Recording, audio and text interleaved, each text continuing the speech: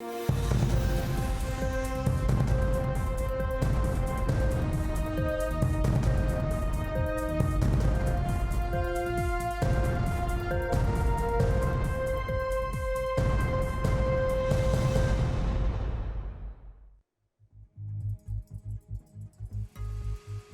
afternoon, folks. President Joe Biden signed executive orders on Tuesday to scale back the U.S. government's use of private prisons and bolster anti-discrimination enforcement in the housing market. The measures are part of a package of steps being taken by the new Democratic president to roll back policies of his Republican predecessor, Donald Trump.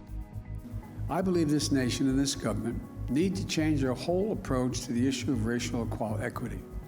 Yes, we need criminal justice reform, but that isn't nearly enough.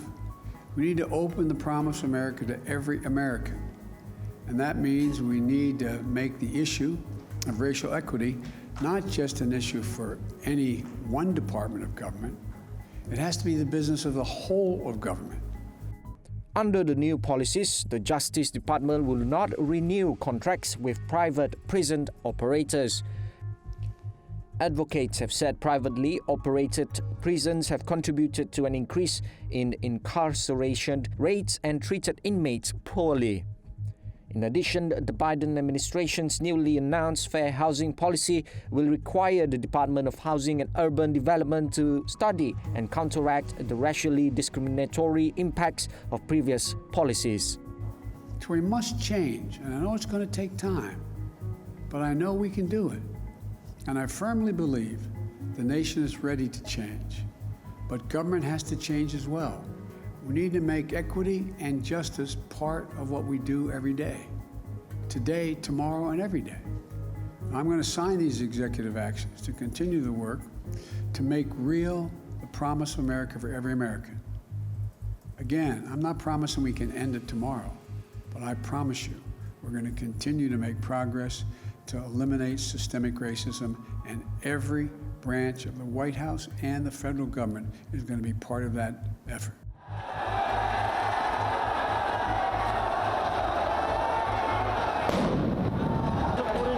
Police vehicles were damaged during violent clashes with protesting Indian farmers on Tuesday. Armed with sticks, the protesters smashed windows of parked police vehicles. Video images showed another police vehicle turning over after it was hit.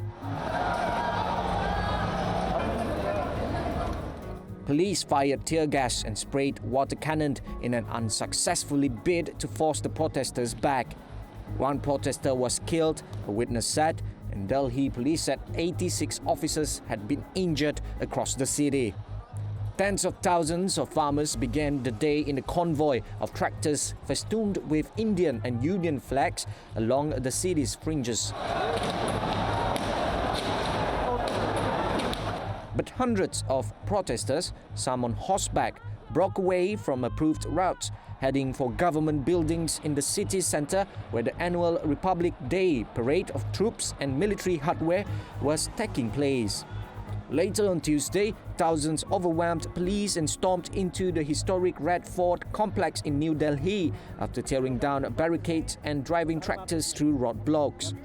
Angered by laws they say help large private buyers at the expense of producers, farmers have camped outside the capital for almost 2 months.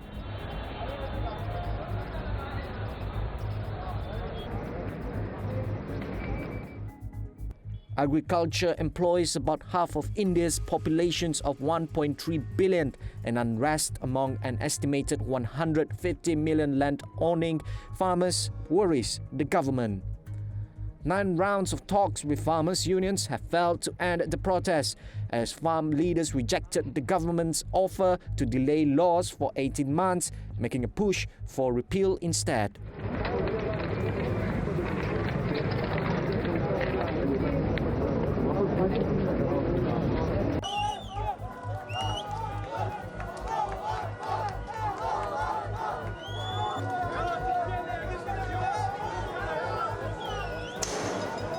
Demonstrators in Lebanon have taken to the streets for a second consecutive night to protest against the 2-week extensions of curfews and business closures designed to halt the spread of COVID-19. Sporadic protests erupted in the cities of Tripoli, Beirut and Sidon on Tuesday as people voiced their anger at the alleged lack of government support during lockdown. Tuesday's fiery clashes in northwestern Tripoli left 12 people hospitalized and at least another 29 injured and requiring treatment at the scene, according to the Lebanese Red Cross.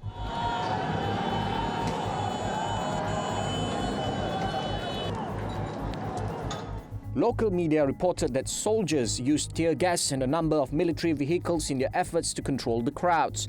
Protests centered on Tripoli Central, Al-Noor Square and the surrounding streets, the army using a tank to force protesters back before later charging the crowds.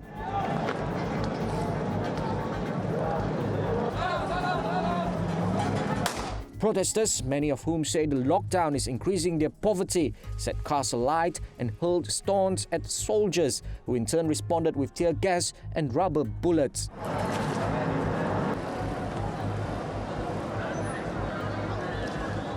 Countries worldwide are feeling the strain, but the crisis is particularly acute in Lebanon, where the pandemic piled in on top of financial collapse and a huge port blast in August that had already brought the health system to its knees.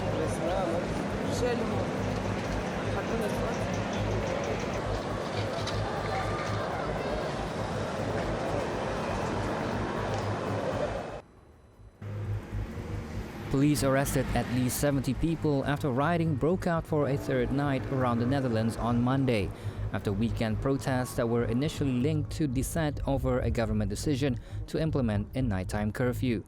It's completely strange that things are getting out of hand. People are losing their mind. I can imagine it in some way, but we all have to deal with the same situation here. And I think that we have to remain calm. And I think the government is doing a great thing, keeping things under control and making for all of us as soon to be getting outside as soon as possible we can.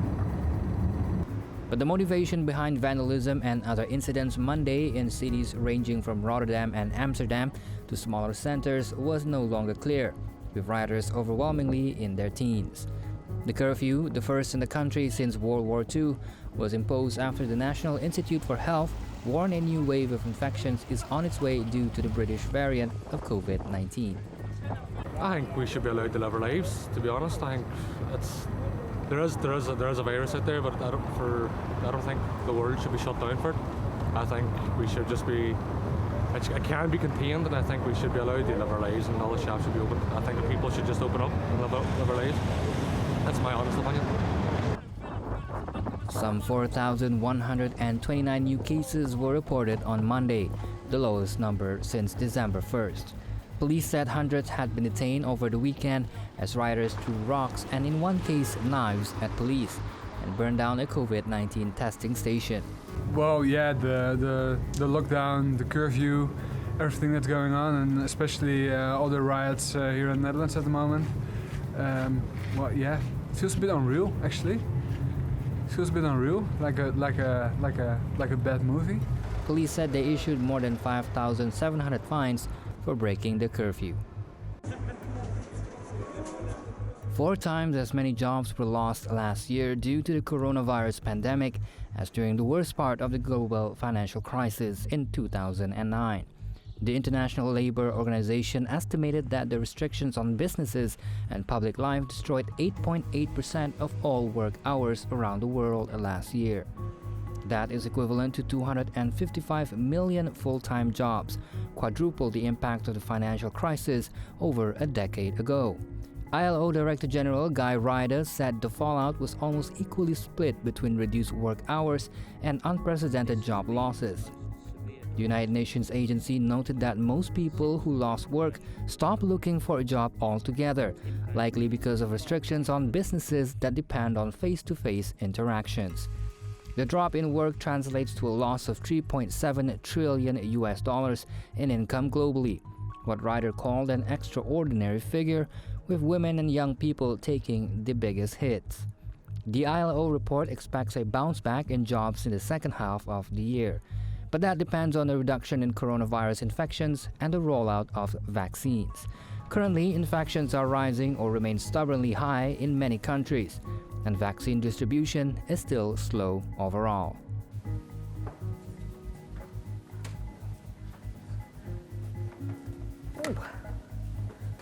I'm pleased to be able to say that we're continuing to make swift progress as we prepare to vaccinate New Zealanders against the virus, while also maintaining our very strong commitment to ensuring vaccines are safe and effective. We can do both in a timely way, and we are.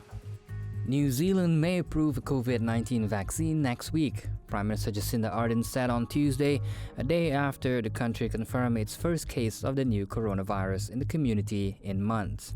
We still expect our regulatory approval process to be complete before vaccines are ready to be dispatched to New Zealand. This means we expect there won't be any hold-up, and we will be able to take delivery of our first batch of vaccines as soon as Pfizer is able to send them. Our first focus will be vaccinating our border and managed isolation and quarantine workforce and their close contacts. Once the vaccine arrives in New Zealand, we expect to be able to complete vaccinating this group within 2 to 3 weeks. The recent community case in a woman who returned to New Zealand on December 30 and had tested positive for the South African strain of the virus after leaving a 2-week mandatory quarantine. This led Australia to immediately suspend a travel bubble with New Zealand for 72 hours. Ultimately, it is a decision for Australia, and I need to acknowledge that. But I certainly shared my view that this was a situation that was well under control, that we have had experiences in New Zealand with these situations in the past, and that actually, if we're going to run a trans-Tasman arrangement, we need to be able to manage situations like this. Pressure has been mounting on Ardern's government to vaccinate the population, but New Zealand has repeatedly said the process will not start for months. A tough lockdown and geographical isolation helped the country of 5 million virtually eliminate the novel coronavirus within its borders. New Zealand has had only 1,927 confirmed cases. But with the pandemic raging globally, more people are returning with infections, including the new variants, raising concerns the virus may spread in the community again.